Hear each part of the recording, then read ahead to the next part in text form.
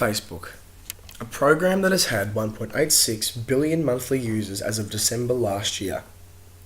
That is roughly a quarter of our world's entire population on a social media platform at once. That is astronomical. Something this large definitely did not come down in the last shower.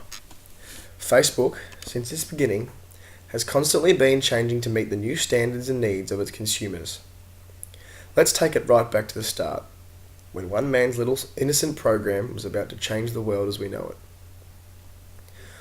On October the 28th, 2003, Harvard student Mark Zuckerberg wrote a computer program called FaceMash.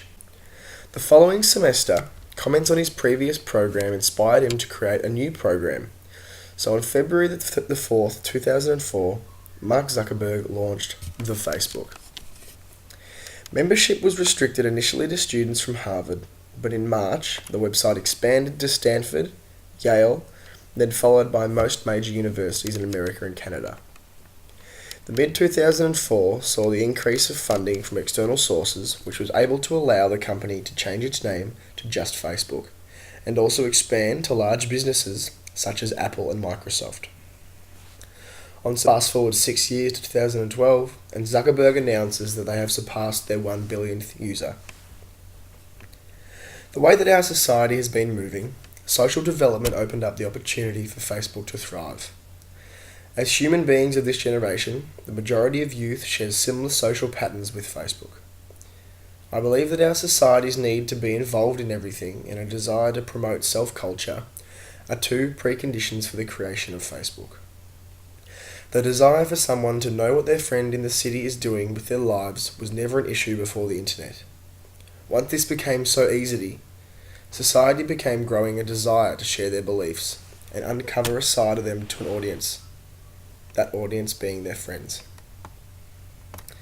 Facebook has become a tightly woven thread in society's language.